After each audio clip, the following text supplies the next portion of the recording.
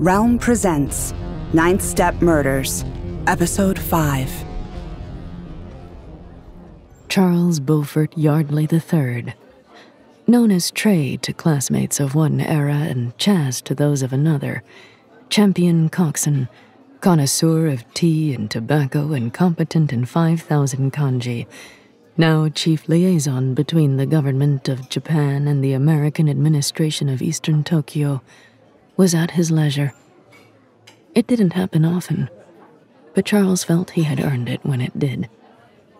He had worked nearly 20 hours a day in the weeks after the brief Chinese attack on Tokyo. He remembered with a blurry fondness the initial alarm-blaring confusion of trying to figure out what was happening and when it would stop, the desperate scrabble to set up systems, the exhilaration of realizing his years in what had been thought a boring post were paying off in relevance and almost certainly promotion. The situation was quieter now. The détente was tense, but in Charles's opinion, the public relations battle, the only front currently active in this long and complex struggle, was going well. The loss of that gun shipment was a concern, but a salvageable one. Despite a few bumps, U.S.-Japanese relations were still smooth, and ASEAN was amenable to indirect leadership. Charles still worked most evenings and nearly every weekend, but he could take an hour or two on the occasional afternoon. Not that he was really taking it.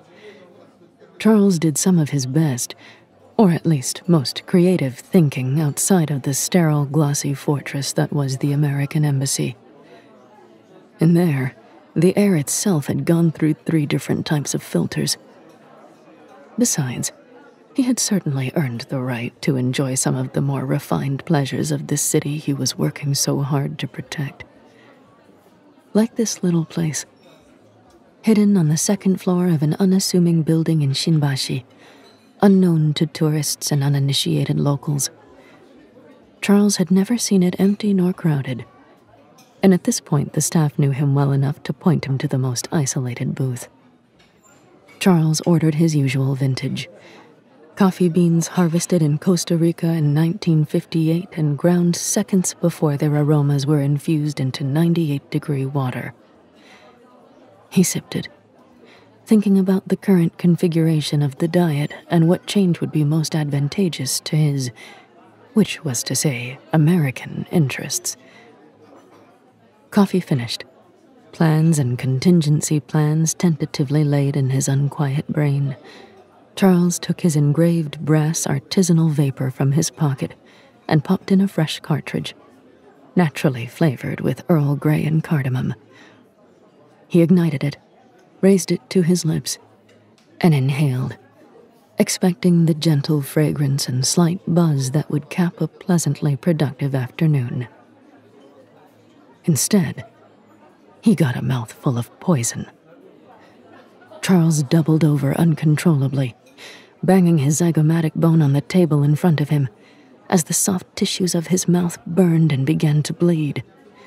He choked and coughed, trying to close his throat against the fumes before they could reach his lungs. His tongue was already swollen to twice its normal size, which prevented him from using it to trigger the poison vacuum in his molar as planned. An appalling design failure, he noted through the blinding pain, and he worked his pinky finger in against his clenched teeth and jammed his nail along the crowns, praying he could find the right molar, praying it wasn't already too late to save his lungs. Act 1. Emma Higashi arrived at the Shinbashi address at a fast jog, slowing only when she saw the emergency vehicle. Charles was sitting on the curb, which was a shocking enough image as it was. Emma had never imagined him sitting anywhere but in an ergonomic office chair, leather vehicle interior, or swanky restaurant booth. As she got closer, she noticed a grayish pallor to his skin, a smudge of blood at the corner of his mouth, and a violent bruise at the side of his eye. "What happened?" she asked. directing the question to both Charles and the paramedic hovering over him. The paramedic murmured something hesitant and indeterminate, culminating in an incredibly respectful expression of deep annoyance that Charles refused to be examined. Emma only realized as she was listening to the response that she had asked the question in Japanese. "Thank you. That's quite enough," Charles said, also in Japanese, waving the paramedic away. The young woman glanced at Emma, as though she might be the more reasonable younger relative of a crotchety and borderline senile elder. Swallowing a smile at the thought, Emma gave her a tiny nod, and with a sigh, the paramedic picked up her heavy bag and headed back to the ambulance. "What happened?" Emma asked in English this time. She crouched down beside him. "An assassination attempt," Charles said succinctly. "What? Who?" Emma looked around as if the perpetrator might be hovering nearby, rifle at the ready. Charles made a sort of snorting sound by blowing air through his nose. "Poison. Through the vapor." He uncurled one of his hands to reveal the disgusting machine he sometimes smoked with. Emma did not touch it. "Where's embassy security?" "On the way." There was a disturbing flash of carmine from the interior of Charles's mouth when he spoke, and Emma wondered if he was being laconic because it hurt to talk. "But useless. I want you following up with police." Emma stood, training in frequent seiza sitting regardless. Her quads were aching, and tucked into the sleeve wrapped around her forearm, sending a quick message to Miyako indicating that there had been an incident and that they would need forensics. "Any idea who it was?" she asked, squatting down again. Charles managed to get an annoyed look on his drawn face. "Could be anyone." He jiggled his other cupped hand slightly, and Emma couldn't help peering in as he opened his fingers.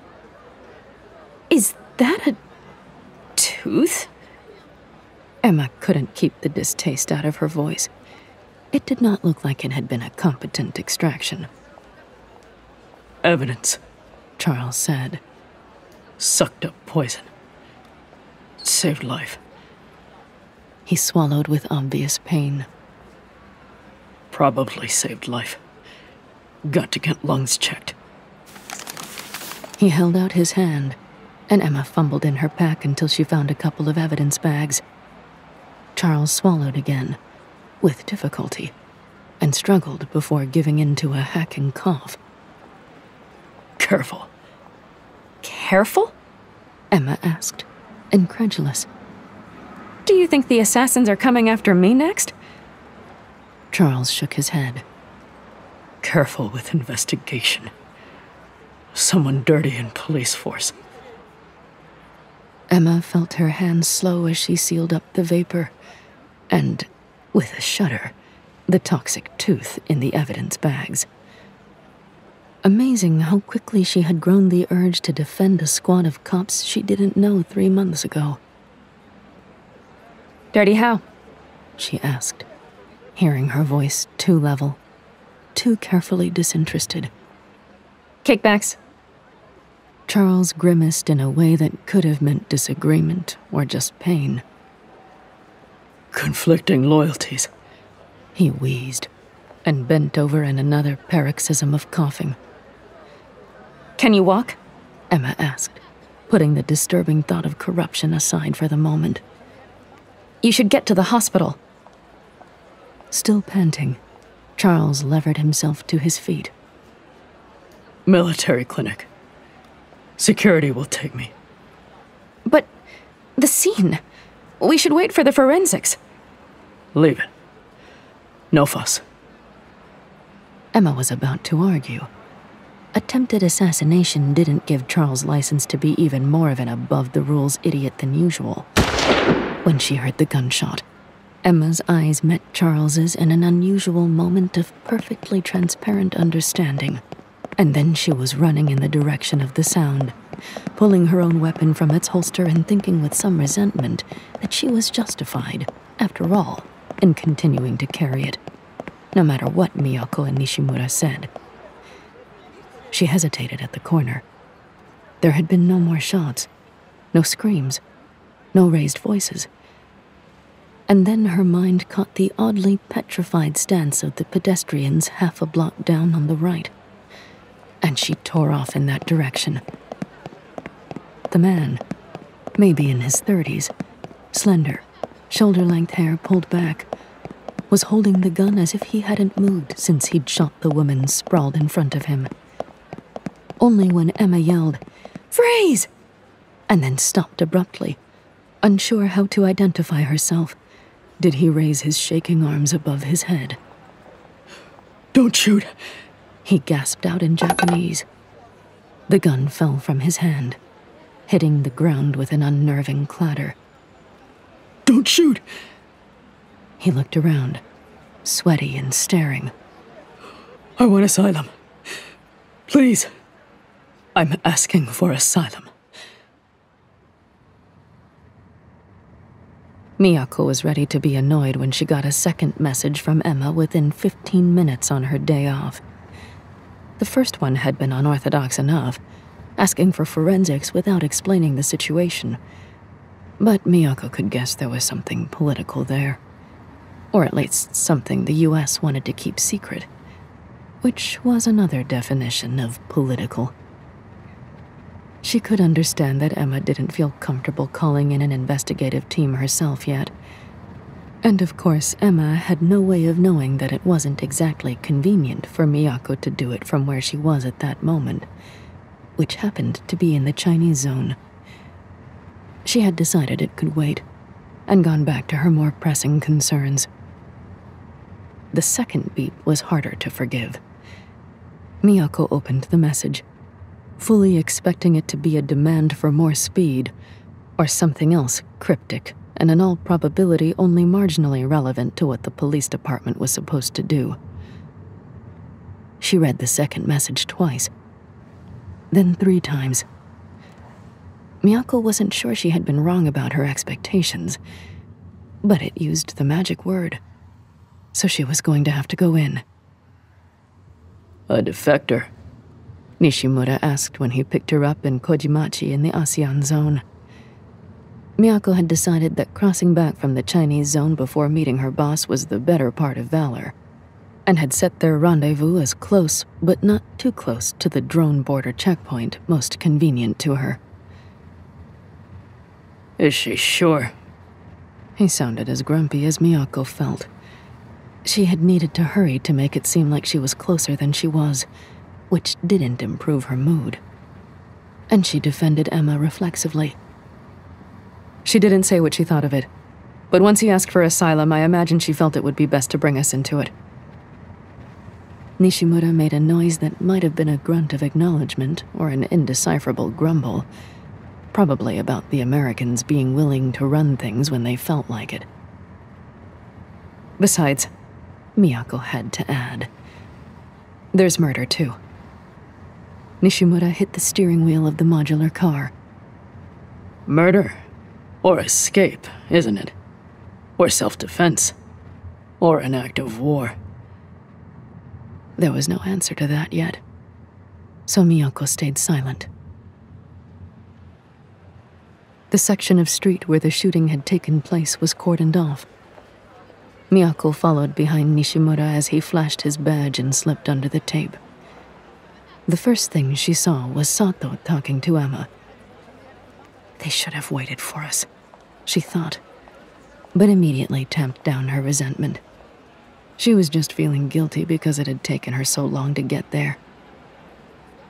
Emma had an unusually jittery energy to her, and Miyako eyed her carefully as she finished with Sato. It was as though she had lost her usual detachment, as though this affected her personally. Could it be that she thought the defector belonged to the United States? That this would be a diplomatic coup for them? Miyako's face was still soured by that thought when Emma finally turned her attention to her. "Oh, you're here," Emma said, not improving the situation. I think they're already transporting the defector to the station. Miyako could feel her shoulders tightening. And the victim? Emma nodded at a cluster of cops, and Miyako walked over.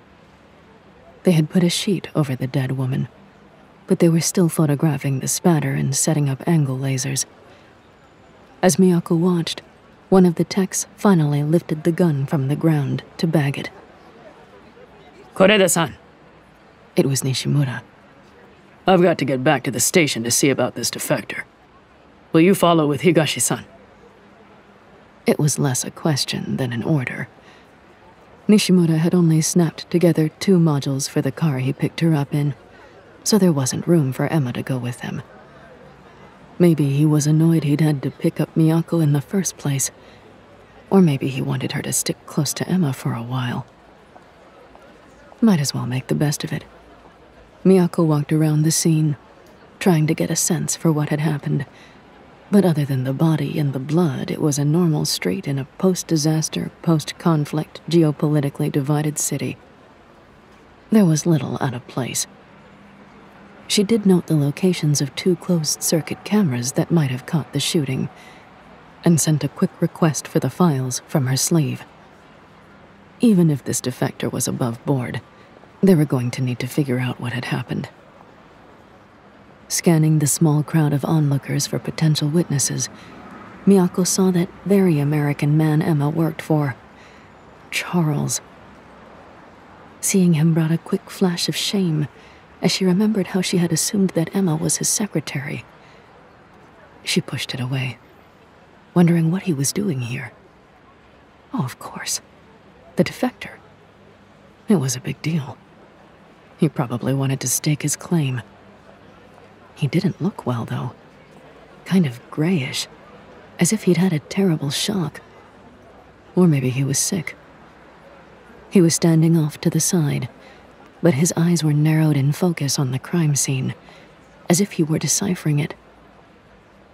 Annoyed, Miyako went back to Emma. Are you ready to get to the station? What? Oh, sure. Let me just check on Charles. Check on him. Miyako watched as Emma said a few words to her superior. He seemed to brush her off, but she persisted. And finally, he nodded. Emma punched something into her sleeve and jogged over to Miyako. Security's coming to pick him up, she said quietly. It'll just be 5 more minutes or so. Why?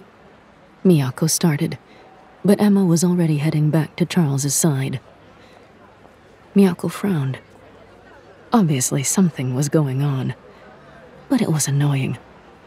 She had done basically nothing of use so far, and now she was waiting around on an unreasonably cold day she was supposed to have off, while the interrogation of the defector was moving on without her.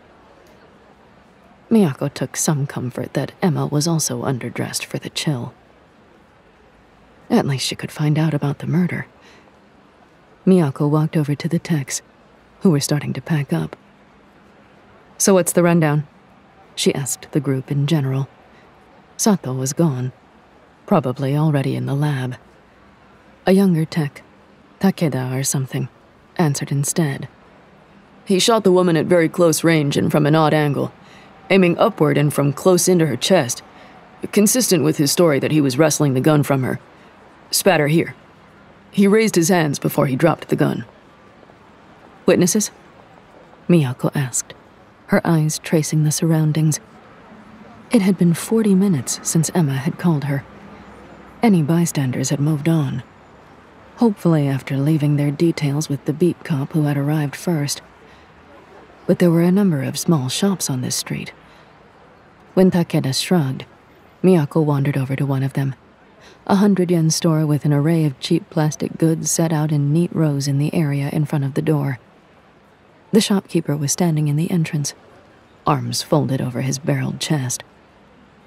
Ohayou gozaimasu, Miyako said, flipping her badge at him. I already gave my contact details to the other officer, the man said after greeting her. He had thinning hair combed in unconvincing strands over his broad pate. I understand. Miyako answered. But perhaps if you can tell me briefly what you saw now, that will save us having to visit you again later. The man shrugged, not unwilling to gossip. I came out when I heard the yelling, but the shot happened just as I got to the door, so I didn't see much. He shook his head. A shooting in the neighborhood. Unbelievable. Everything has just fallen apart since the war. Instead of a rant, he trailed off into something like depressed resignation. Miyako cleared her throat. So when you came out, you saw him holding the gun? Oh, yes. He was just frozen there, staring at the body. The shopkeeper grimaced. I should have been terrified, but he didn't look like he was about to shoot anyone else. He looked utterly stunned. And what were they shouting about? Miyako asked. I couldn't tell. Actually, I'm pretty sure it wasn't in Japanese. He frowned. Not sure. I couldn't make out the words, but I think it was a different language. Chinese, I assume. He added with a scowl. Since the fellow said he wanted asylum, but he was speaking perfect Japanese then. Miyako had been keeping an eye on Charles and Emma, and at that moment a car, a full-sized, gleaming recent model UV, pulled up at the corner. Charles got in with a few last words to Emma. Thank you, Miyako said hurriedly to the shopkeeper, and offered him a card. Less efficient than bumping sleeves, but older people tended to appreciate the courtesy. Please get in touch if you think of anything else. She stepped away as Emma walked over, hands jammed in the pockets of her leather jacket and shoulders hunched against the cold. Okay, Emma said. Let's get back. She looked around. Do you have, We're taking the subway, Miyako said, and led the way to Shinbashi Station. Emma opened her mouth several times during the subway ride, and then closed it again. This was not the place to talk about business. But they had so much to talk about. Miyako, on the other hand, kept her mouth grimly shut as the train juddered and sped, only gesturing to indicate the right direction when they changed trains at Nihonbashi. Studying her for lack of anything else to do, it suddenly occurred to Emma that Miyako might be annoyed at something. But what? True, it was supposed to be her day off, but this was huge. Besides, Miyako seemed to live for her job. Was she really going to be upset about being called in? Emma remembered what Charles had said about someone being dirty, and wished she hadn't. Finally, they got off at Kudanshita. Emma bit her lip until they got to the building itself, but once they were in the stairwell, Miyako had never even looked at the elevators, as far as Emma could tell. She couldn't resist any longer. There was an assassination attempt on Charles.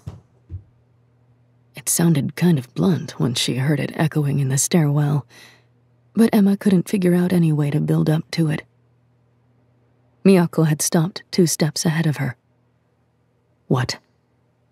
She whirled to face Emma. With the steps, they were almost eye to eye. Is that what the shooting was about? Oh, no. Emma had a moment of disorientation, thinking about how odd that coincidence was. No, this happened just before the shooting, a block or so away. She filled Miyako in on the story, which seemed to improve her mood considerably. His tooth? She asked, grimacing. How? I don't even know, Emma answered, starting to climb the stairs again. I gave it to Sato for analysis, along with the vial from the vapor. She stopped abruptly, wondering if that was what Miyako was upset about. That's okay, right? I mean, it was a crime in Tokyo territory, and I guess Charles doesn't think military security has the forensic capacity, but I just wanted to keep it quiet. Fine with me, Miyako said, heading up the stairs. Now let's find out what's going on with this so-called defector. What do you mean, so-called? Emma hurried after her. He asked for asylum. Miyako turned on her again, this time several steps higher. Of course he asked for asylum. He killed a woman in the middle of the street, in front of witnesses. That was his minder, Emma said slowly, and realized immediately how naive she sounded, taking the explanation of an admitted murderer at face value. We don't know that, Miyako replied, and turned to the stairs again as though she was determined to make it to the 4th floor this time. Besides, she added over her shoulder, defecting is the perfect cover for a spy.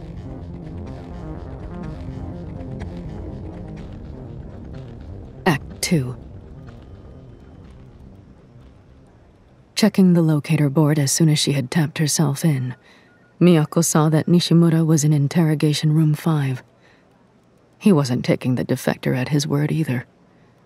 The door to the room was closed, and Miyako never liked interrupting interrogations. She moved toward the snack table instead. There must be some way to tell, Emma said, following her. Tell what?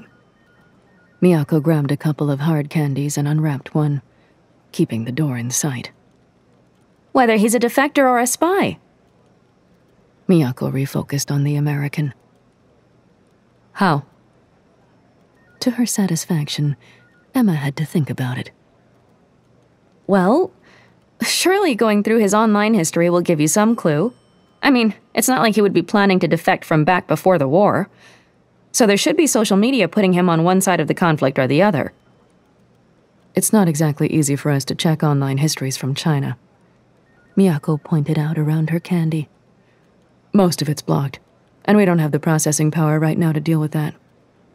We could do it, Emma said eagerly. We can route the request back to the US if need be. There are plenty of people to put on it. The interrogation room door opened. Miyako barely nodded to Emma in her hurry to catch Nishimura as soon as he came out. How was it? She asked in a low voice. Nishimura gestured to her to follow him into his office, and then closed the door, shaking his head. I don't like it. Miyako waited, standing, as Nishimura worked his way behind his desk and sat heavily. He claims that his name is Wen Cheng, and... There was a knock on the door. Miyako and Nishimura stared at each other in surprise.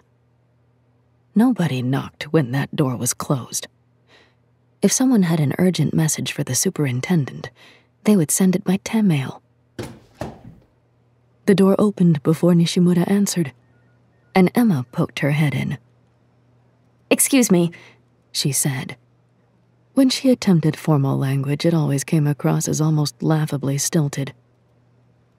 If you are discussing the defector, I prefer to ensure that I am not lacking in any information that could prove necessary to me. There was an awkward silence, in which both Miyako and Nishimura stared at Emma without responding. But she didn't react or make apologetic noises. Finally, Nishimura jerked his hand inward. Emma came the rest of the way through the door and closed it behind her.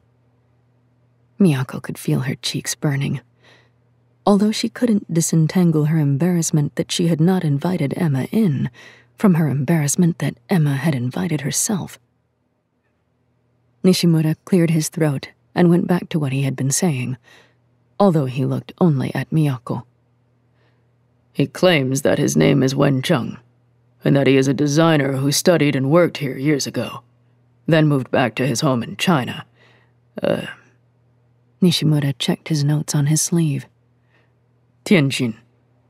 After the war, they brought him to Chinese-held Tokyo and put him to work on propaganda. He says he couldn't take it and decided to risk his life by escaping. Miyako could hear the skepticism heavy in his voice. And the minder tried to stop him? Nishimura nodded. He says she threatened him with the gun, but he was able to wrestle it away from her. And in the struggle, she was shot. They made identical faces. As an explanation for murder, it was annoyingly plausible, yet basically unprovable. Neither of them looked at Emma to see if her expression mirrored theirs. It's consistent with forensics, Emma said. Reluctantly, Miyako glanced at her. Consistent, yes. But did you see the reconstruction? Nishimura brought the animation up with a few taps on his sleeve and sent it to the screen in his office. It's a very well-placed shot to be the chance result of a struggle. Not surprising that he was trying to kill her, if she was threatening him and he wanted to escape. Miyako allowed the doubt into her voice, so Nishimura would know she wasn't buying it. Not surprising he was trying to kill her if she was trying to defect and he was assigned to stop her. That scenario was already hovering in the back of Miyako's mind. But when Nishimura said it out loud, it suddenly became complete. An alternate reality that flipped in and out of focus, mutually exclusive with the story told by the man in their custody. The woman's desperate attempt to escape, the merciless killing, and then the slander of her memory. Miyako wouldn't let herself shudder, but she grimaced again with more disgust. "What are you going to do?" she asked. "For the moment, stay on him. Come join the interrogation for a while. It may help you to hear his story firsthand, and then you can go see what you can find to back it up or disprove it." Neither of them had to say how difficult that would be. Nishimura turned to Emma. "I have asked the ASEAN representative to join in the interrogation as well. Of course, if you request it, we can include someone from your country's diplomatic staff." Miyako heard Emma draw in breath to speak, but she said nothing. "Alternatively," Nishimura went on, as though he hadn't left that gap for her, "we can keep you apprised, through your partner, of everything that happens." Emma sounded almost relieved. That would be fine. Emma pretended she was totally absorbed in sending Santiago the message about checking on Zheng Wen's online history, but she couldn't help glancing through her eyelashes to watch Miyako following Nishimura and a woman she didn't know into the interrogation room. She was trying not to read too much into Nishimura's clear message that she wouldn't be welcome there. True, having 4 people on the interrogating side of the table would be a lot. And true that the U.S. would probably get their chance at him. But Emma had to wonder if it was a case of conflicting loyalties, or if there was something they didn't want the U.S. to know about. In the meantime, though, she had something much more important to deal with. Charles.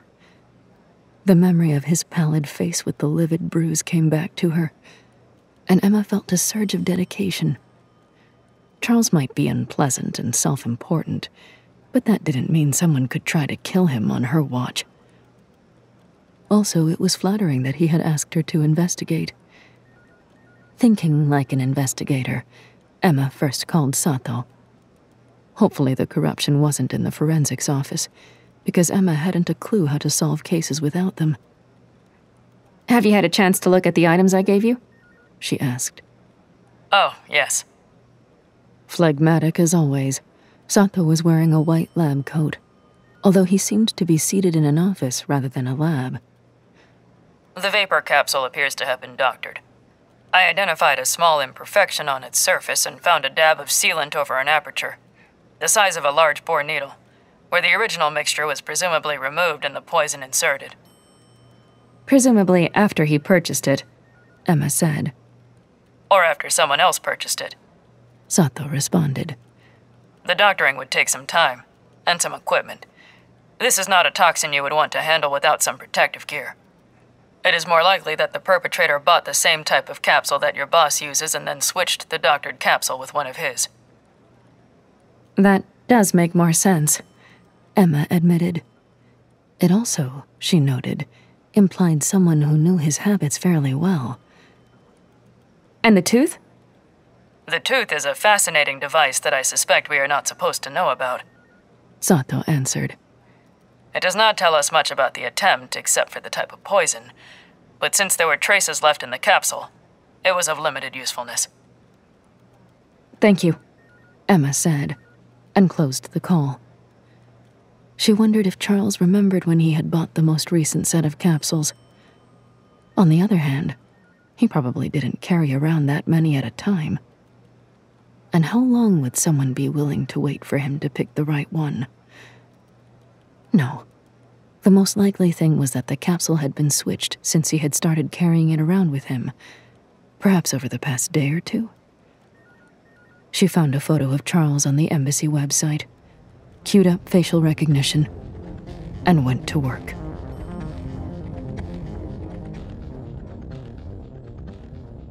Act 3.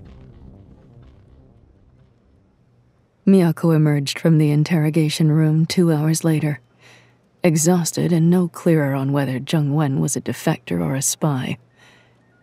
She said goodnight to Nishimura and to Heri Winoto, and walked back to her desk to get her coat. Emma was there, hunched over her sleeve, and bounced up when she saw her. How was it? Miyako shrugged, gouged her tired brain for the right word. There was a word for precisely this. Inconclusive, she said with a tiny sense of triumph. At least she had managed one thing today. Who is that woman? Miyako glanced up to see Winoto leaving the office. Winoto Heri. She's the ASEAN liaison. You know, to make sure we... Another pause. It didn't really count if it took her this long to come up with it. Covered our asses. Miyako's annoyance with Emma had faded along with her energy, but she was too tired to feel particularly friendly either. They're taking him for the night because they have a detention place that isn't a prison. Right. Are you going home now? I'll walk out with you. Miyako eyed the American warily as they descended the stairs. It didn't take an ace detective to know she wanted to talk about something. They had only gone half a block in the frigid air before she came out with it. What can you tell me about Kobayashi's party? The Nippon Saisei party? Miyako thought about how to answer. They're hardliners. Japan first, Japan best, Japan blah blah blah. She was too tired to hone her English anymore. Are they going to get into power? Maybe. Of course, that becomes popular when there are problems like this. Shame. War.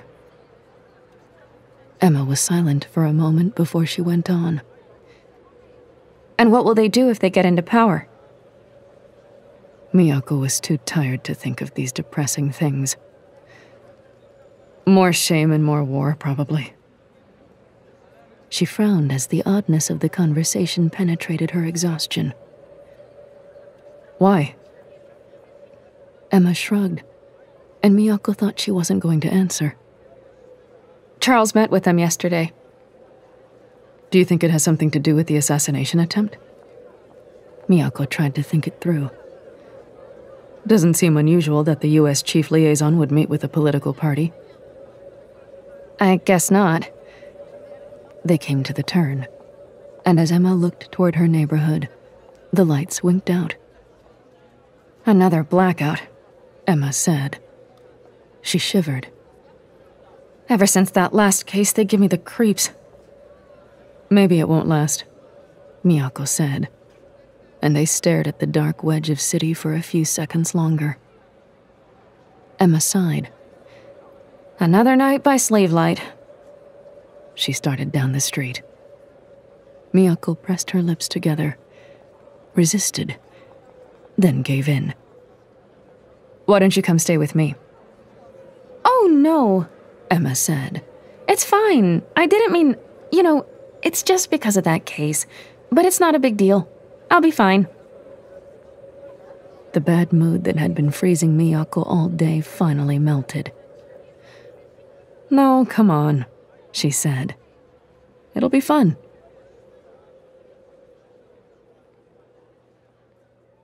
Emma was skeptical about it being fun, but she was kind of curious about where Miyako lived.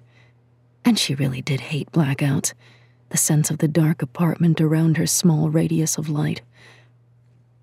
Miyako's apartment was tiny but spotlessly organized, and thankfully, bright. Miyako pulled a futon out of a hidden closet and spread it, covering the entirety of the floor space next to her bed, and handed Emma a towel. When she came out of the bathroom, Miyako was in pajamas, making tea. Do you want a cup? I'd love one, actually, thanks, Emma said. Miyako handed her the mug, and then stepped delicately over the futon to curl up on her bed with her own tea. Emma reached for her sleeve and saw a message. Oh, I got something back from Santiago about Zheng. What does he say? Miyako asked. Emma shook her head, reading. So far, it all checks out. School in Tokyo, worked here a little, went back to China. Definitely a designer. Miyako sipped her tea thoughtfully. Anything about the propaganda? No indication either way. Those aren't the sorts of things you usually sign. Emma put her sleeve back down. She hesitated a moment before asking, What did he say during the interrogation? Miyako sighed. Not much. He said he had been upset with what China was doing and wanted to escape, but they wouldn't let him cross the border alone. Too valuable to lose. Finally, he convinced them he needed some resources from the National Library, so they sent a minder with him. Emma swirled the tea in her cup, watching the fine dark green grains. Is he offering anything? Secrets? Insider knowledge? Miyako shook her head. He claims he doesn't know much. Emma was silent. Yes, that does make it more likely that he's legitimate. She admitted it grudgingly. Why don't you trust him?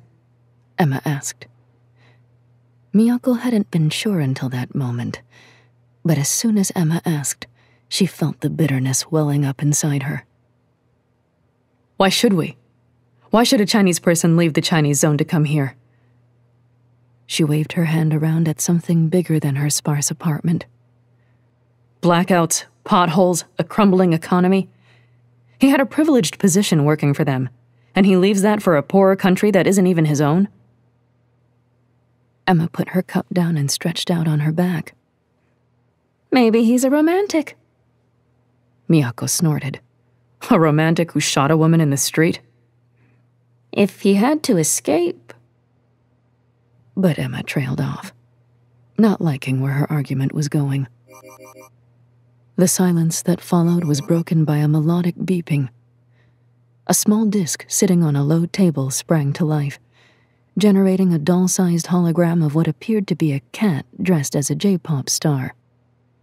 Miyako lunged for it, but she had moved the table from her bedside to the entrance to fit the futon, and the cat announced, New message from Fujita Kaori. A woman's recorded voice took over from the mechanized one. Miyako hit the futon in an impressive roll and bounced up to slam the off button, but not before Emma heard the beginning of the message. Miyako? I'm sorry we had to end on that note. Next time you have... The silence after the hologram disappeared was even denser than the one before it. Emma fought a desire to laugh. Miyako was a very private person, and obviously these were things she didn't want to share, let alone laugh about. But finally, there was nothing else to say besides, Was that a cat dressed as a J-pop singer? Miyako managed something sort of like a laugh, although her face was as red as if she had been drinking. Yes, it was a gift. It's kawaii, Emma said. Cute, in her growing experience of Japanese culture, covered a multitude of sins. Thanks, Miyako mumbled, returning to her bed more slowly. Casually, she snagged her sleeve from the charger on the way. Emma stretched out on the futon, figuring she would give Miyako at least that much privacy to check a text version of her message and maybe answer it. A few minutes later, though, Miyako broke the silence. That's someone I'm seeing. Emma had to think about what to say next, both because it was such an awkward initiation of a conversation and because she was processing her way out of some stupid assumptions. Cool, she said finally, and winced at herself out of Miyako's sightline. Have you been together long? We knew each other a long time ago, but we only started dating after the war. Odd how people said that. After the war. As if the war were over, Emma thought. She was trying to think of something sufficiently anodyne to continue the conversation when Miyako went on. She lives in the Chinese zone. Emma propped herself up on one elbow. How does that work? Not well. Miyako made a face. I try to get over there to visit when I can.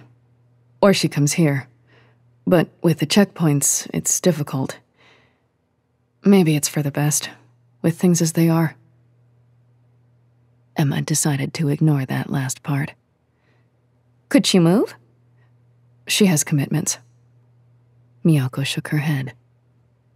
Her aunt, who is old, and she needs to take care of her. I see, Emma answered. That must be difficult. It's not so bad, Miyako said, almost defensively, and then added, Please don't mention this to any of the other police officers. Really? Emma asked, surprised. I mean, of course not, but they all seem so friendly. They are sexists, and homophobes. Miyako's tone was flat, allowing no argument. After a pause, she went on. You probably don't want to hear this, but Kensuke is too. What? He's never... Miyako affected not to care. You are a foreigner, but believe me, he is. I know. Emma shook her head. I'm pretty sensitive to these things. He's never said anything homophobic to me, and he's never denigrated me or my career. She paused, remembering that time Kensuke got information while they were on a date and didn't share it with her. But surely that was a misunderstanding. Emma was so lost in litigating her memories, and Miyako's voice was so tight with anger, she almost missed the follow-up. I know. I dated him. Emma had forgotten about that. Miyako was so prickly. It was hard to imagine her with relaxed, outgoing Kensuke. When was that? She asked as casually as she could. 4 years ago. People can change. Miyako snorted. They can, but he hasn't. I pay attention. Emma couldn't figure out what to answer, and a few minutes later Miyako turned off the light. Emma lay awake in the dark, denying it.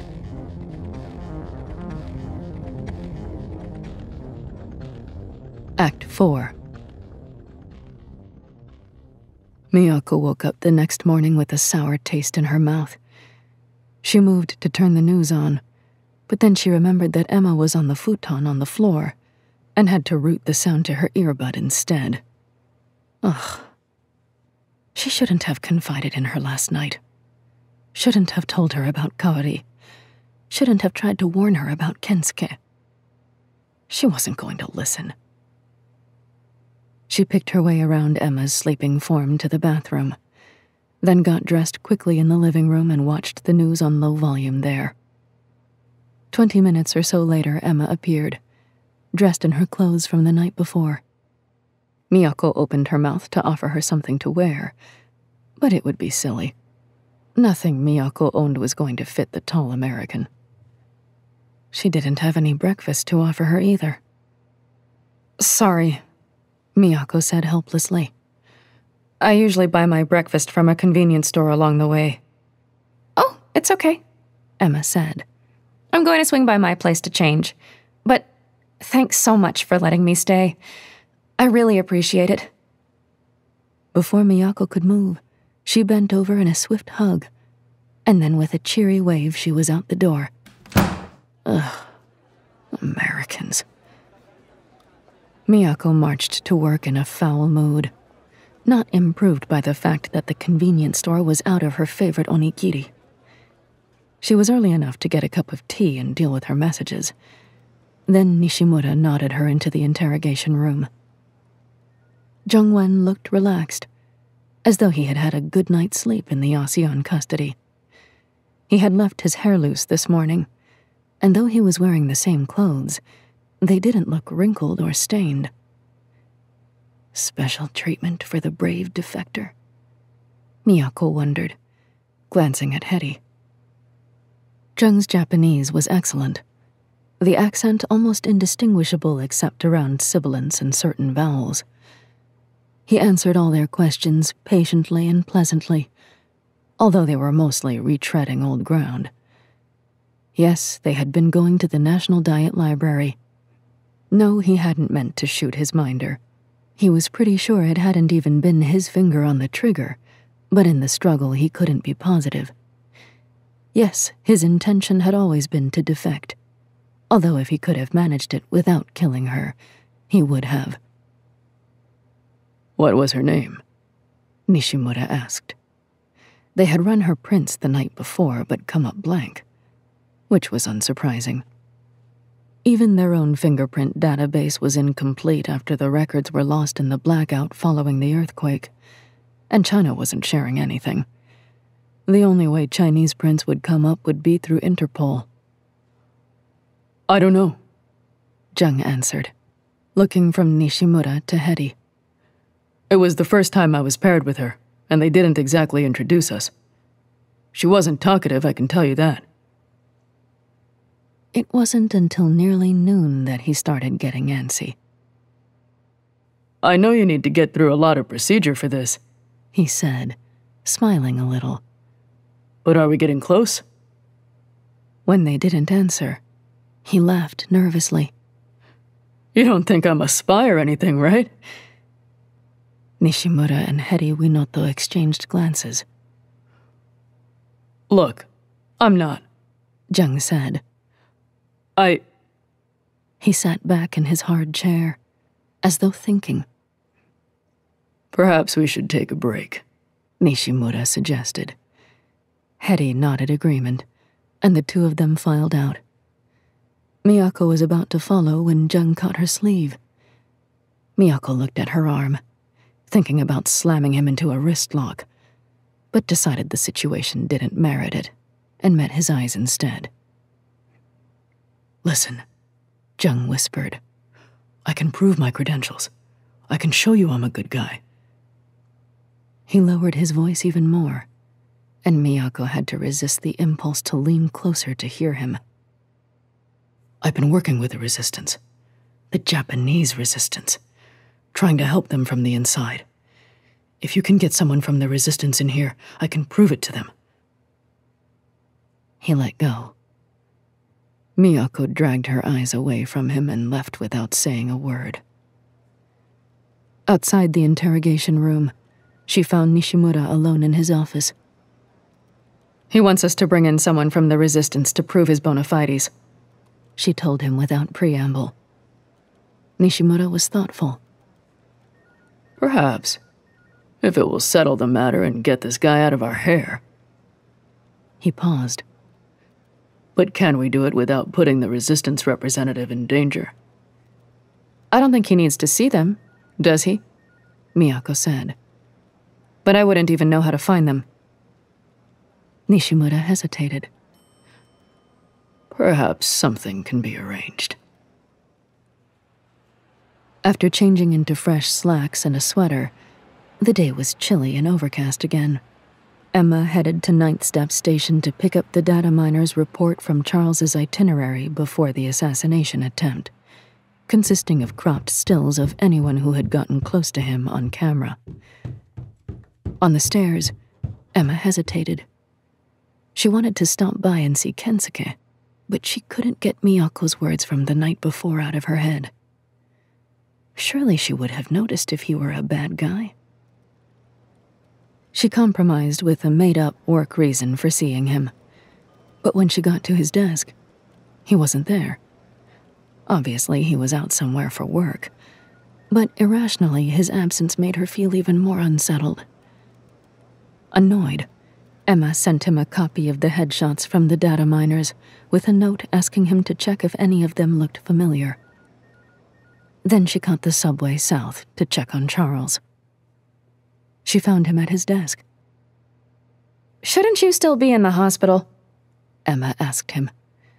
He looked pale and tight-skinned, although she supposed a little better than yesterday. "I'm fine," he said, motioning at her to sit down. "And your lungs?" she asked, settling herself. Charles's eyes flashed. He had forgotten he had told her about that. "They'll do," he said grudgingly. "Some damage, but nothing debilitating." Between him and Miyako, Emma was just about fed up with this emotionless aesthetic. Down to business, then. "We've prepared some screenshots of people who crossed your path yesterday. Maybe you could take a look." She shot the file to his display from her sleeve. Charles looked at each one carefully, but shook his head. "Nothing jumps out to me. By the way, how is it going with that defector?" "Slow. They're having a lot of trouble proving anything one way or the other." Charles's eyes flicked up. "One way or the other?"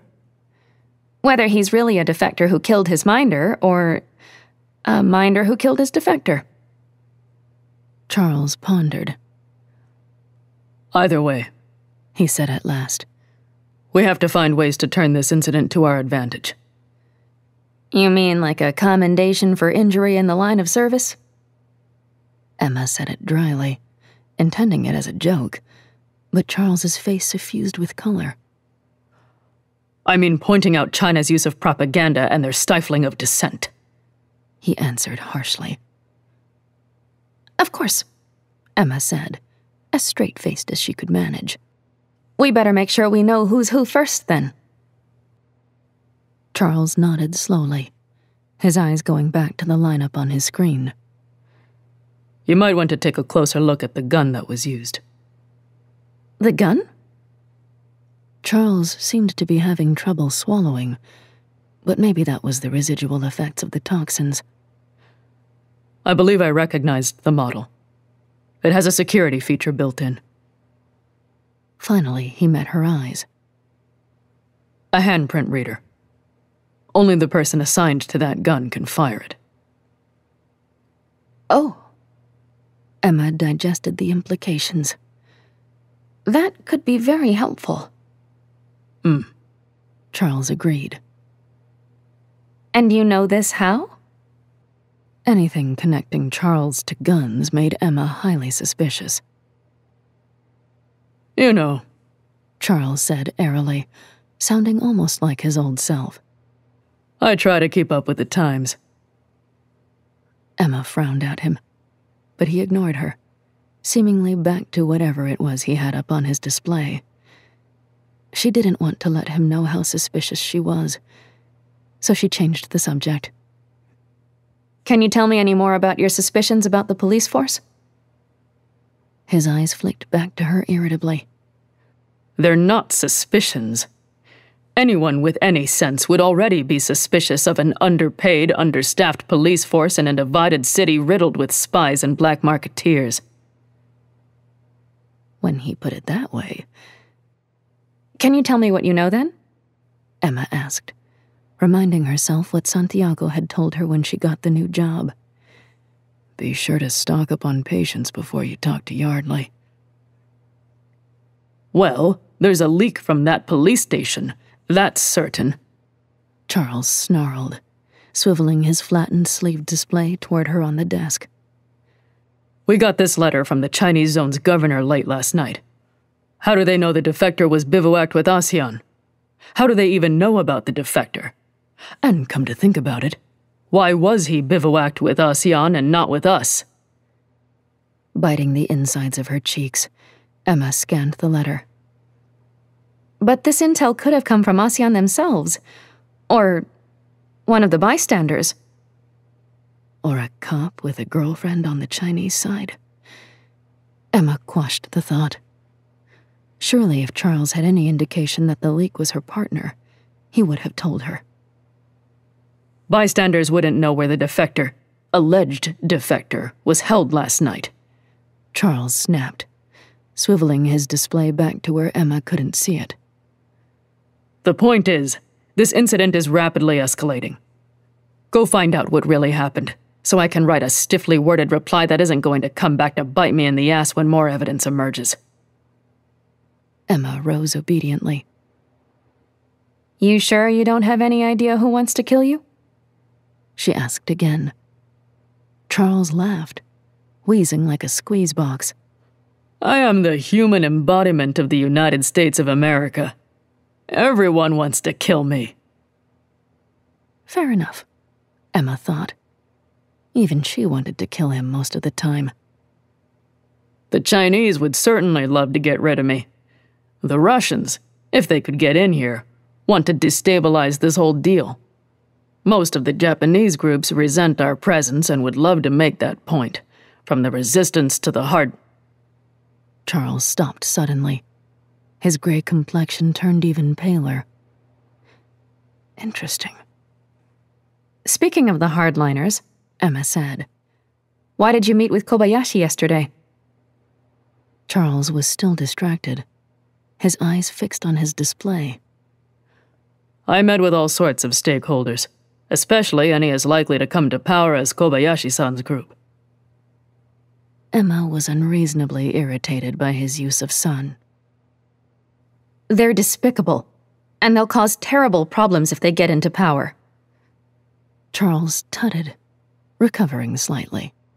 Realpolitik, my dear. It's not about whom we like or agree with, but about what is likely to happen. We must plan for that and work with it as best we can. None of that explains why you met with him secretly, away from the embassy. Charles was unbothered. Then again, they may not come into power. Best to be discreet. Emma stood. Well, since I obviously know nothing about diplomacy, I'll go back to finding out who tried to kill you. You know, Charles said, and hesitated. Emma waited. Perhaps it isn't so important. After all, they failed. Emma stared at him in disbelief. They're likely to try again. He offered her a thin smile. Not if the reason for attacking me disappears. You know something, Emma stated. Not really, Charles said. Just a guess. Realpolitik, as it were.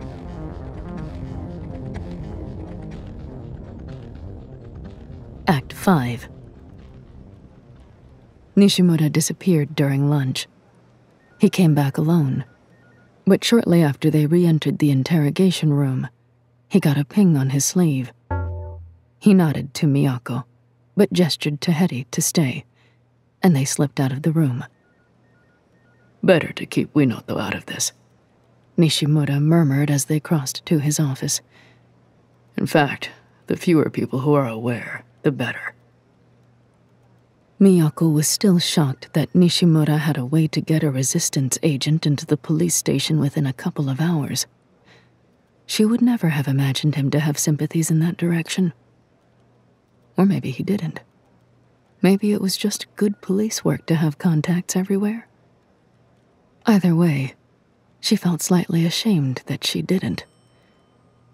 Nishimura led her into his office, where a heavy-set young man in a suit was waiting. He and Nishimura exchanged bows, and then the young man turned to her. When their eyes met, Miyako felt the recognition like an electric shock. She could only hope it didn't show in her face as she bowed and murmured generic greetings. Nishimura was shifting his weight uncomfortably beside her, clearly confounded by the etiquette. No one wanted the resistance agent's name mentioned. He smiled, as if accustomed to this problem. "You can call me Sato," he said, one of the most common surnames in Japan. Nishimura grunted with relief. "And this is Koreda Miyako, one of our detectives." Miyako bowed again, face tingling. She only had a one-name pseudonym for him, but now he knew who she was. If he remembered her. Their meeting several weeks ago in the basement of the hotel where the U.S. peacekeeping forces were barracked had been brief, but for Miyako at least, memorable. The young man, maybe Sato or maybe not, was still smiling. Miyako wondered if he thought she had let them get away with stealing because they were resistance, and her face burned again. "So who is this person?" Sato asked, turning to Nishimura. "He says he is a defector," Nishimura said. "But we can't be sure. He said he will be able to prove to you that he collaborated with the resistance while he was still living in the Chinese zone and working for them. Forced, he says, as a propagandist." "I don't know how," Sato said. He was so young, so casual about this, almost lounging as he discussed what was surely either a desperate lie or a desperate truth. Miyako hated him, and she knew it was because she was jealous of him and his heroism. "I don't know any of our collaborators within the illegal zone by sight." Nishimura coughed. "Code words, maybe. Common experiences. We compartmentalize as much as we can. Maybe I'm just the wrong person for this, but I don't know how to put you in touch with the right one." Miyako was skeptical, and her skepticism skyrocketed when he added, "I suppose I can at least see him, since I'm here. Maybe I'll have some idea." He grinned. "Maybe he can be useful to us now." Nishimura nodded, a little stiffly, and set up the screen on his desk to show the video link from the interrogation room. Sato studied the image. "No, I don't know him." He shrugged. "As I said, that doesn't really mean much." "Why don't we go back in and talk to him, and you can listen from here?" Miyako suggested, wanting to cut to the chase. He seemed to think he had some way of confirming himself. "Sure," Sato agreed, sitting back into Nishimura's chair. "He's awfully young, isn't he?" Miyako muttered to her boss as they walked back across the squad room. Nishimura grunted, leaving Miyako to wonder whether he agreed with her or was annoyed at how petty she was. When they had settled back in the room, Nishimura gestured to Jung. "You suggested you might have proof for the right audience." Jung shifted in his seat. "Is that audience here?" "Watching," Nishimura said. Jung nodded tightly and started describing ways in which he had collaborated with the resistance, sharing information about propaganda goals, mostly. Miyako's attention was drifting, and she was starting to wonder if the resistance work was more boring than she had imagined, not to mention ineffectual, when she got a ping on her sleeve from Emma. "I think I have something for you," Emma said as soon as Miyako came out of the interrogation room. She looked tired, and Emma felt a little less annoyed with her for what she had said about Kensuke. Maybe it was just a misunderstanding. Anyway, at least she could help out with this case. Succinctly, she explained about the guns. "So only the minder should be able to fire the gun. If he's really the defector, it won't work for him." Miyako's face lit up. "It's perfect. I didn't think there was going to be any solution for this one." She pulled up her sleeve to ask someone to bring the gun from the evidence locker. He did say that he didn't think his finger was on the trigger when she was shot, that he pushed hers down instead, see? Unless they didn't set the security feature, Emma warned, suddenly uneasy. It did seem too neat, didn't it? So being able to fire is not 100% conclusive. But not being able to fire is, Miyako finished. Who's that? Emma asked, noticing a young guy she didn't know lounging in the door of Nishimura's office. Miyako looked up. Oh, I don't know. There was a long pause. Miyako sent the message, looked up from her sleeve again, and blurted out, "He works in the Resistance." Emma felt a ridiculous surge of happiness that Miyako was trusting her with that. She was careful not to show it. Oh? Jung asked for him. Said he could prove he worked with the Resistance in the Chinese zone. Can he? Emma asked. Not so far, Miyako said. I'm not sure the Resistance is doing anything in the Chinese zone. Anyway, hopefully now we won't need it. She nodded at a young woman coming toward them with an evidence box and a large case. Emma wanted to ask if she could go into the interrogation room, but she hesitated, afraid to be rebuffed, and before she could change her mind, Miyako was already turned away from her and heading for the door, the evidence officer following her. Emma settled for watching the video link from Miyako's desk. With the defector, the ASEAN rep, and the 3 Tokyo cops, the room was pretty crowded as it was. Emma watched as the evidence officer took the gun from the box and popped in the ammunition clip. The case she had brought turned out to be one of the gelatin boxes they used for forensics. There was some discussion. Emma hadn't turned up the sound, the result of which was Miyako putting the defector in an arm lock that held his gun hand pointed straight into the gel case. Emma nodded to herself, relieved that they weren't taking any chances. Nishimura bent down with his face next to the defector's hand, making sure he was really trying to pull the trigger. The defector grimaced. Nishimura straightened and nodded. Miyako removed the gun from the defector's hand before she released him, popped the clip, emptied the chamber, and put bullets and gun separately into the evidence box. So that was that, Emma thought. A legitimate defector. Being right didn't feel quite as satisfying as she would have hoped. There were a couple of rounds of bowing going on in the interrogation room, and Emma tapped her sleeve to check her messages. The door opened and Nishimura emerged first, as impassive as if the test had failed. Emma opened a message from Kensuke as the ASEAN woman and Miyako came out, followed by Jung, and, last and lowest rank, the evidence officer juggling the evidence box and the gelatin case. Emma stared at the message in front of her. Kensuke had identified one of the pictures she had sent, a woman, as a heavy for the Nakajima Kai.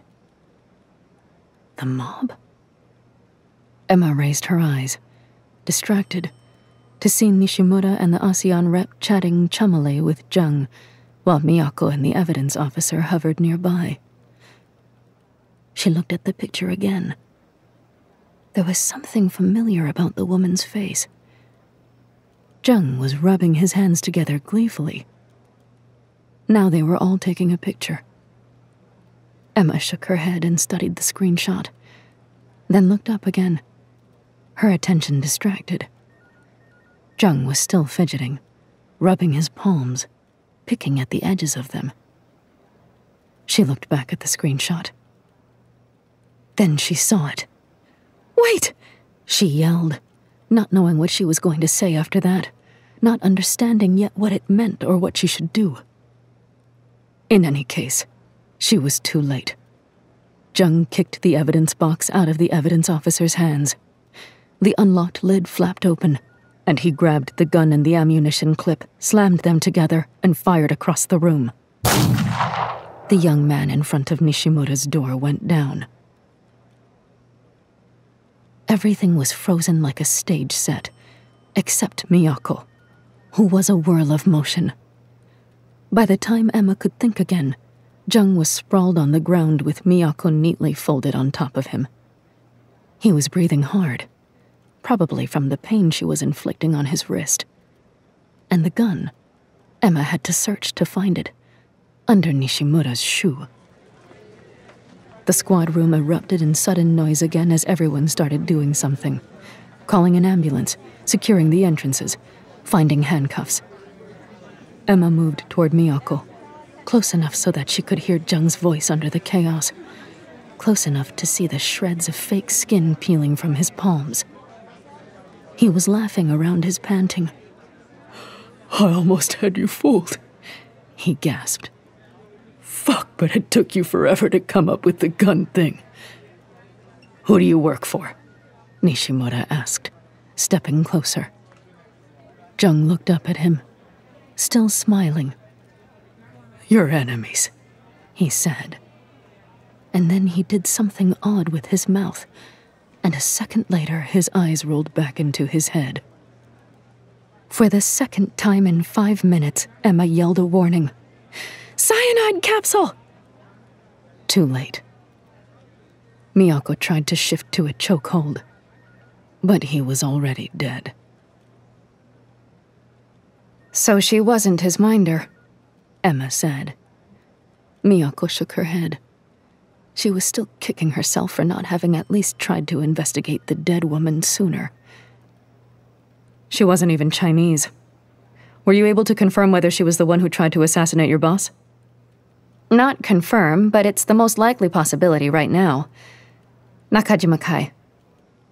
She shook her head, trying to work it out. What had Charles done to get on the wrong side of the most powerful mob in Tokyo? Or was it just, as he'd suggested, that they hated the United States and were trying to express that by killing him? It won't have been them, Miyako said. Not their initiative, anyway. What do you mean? Emma sounded startled. I mean, she might have been the one to switch the capsules, but I doubt the Nakajima Kai did it on their own dime. They were working for someone. China, probably. Maybe, Emma said, but she didn't sound convinced. If they were working for China, why would a Chinese agent have killed her? Plenty of reasons, Miyako argued. Miscommunication, or because she didn't succeed. I think Charles messed up, Emma said quietly. I think he knows too much about those guns that got lost. Miyako was quiet, as if she wasn't entirely surprised. That's how he knew about the palm print technology. Emma nodded. Maybe. Maybe he was bringing them in for someone, and he lost them. Miyako didn't look at her, declining to comment on what she must see as treason. Emma went on. Anyway, I think he made someone on this side very angry. Americans, Miyako said. Making a bad situation worse. She was trying to say it like a joke, but it didn't come out that way. You're listening to Ninth Step Murders, Episode 5 by Malka Older, starring Emily Wu Zeller, produced by Realm, your portal to another world. Realm, listen away. Ninth Step Murders is written by Malka Older, courtesy Chen, Jacqueline Koyanagi, and Fran Wilde. It is executive produced by Julian Yap and Molly Barton. Audio production, voice direction, sound design, editing, and theme music by Amanda Rose Smith.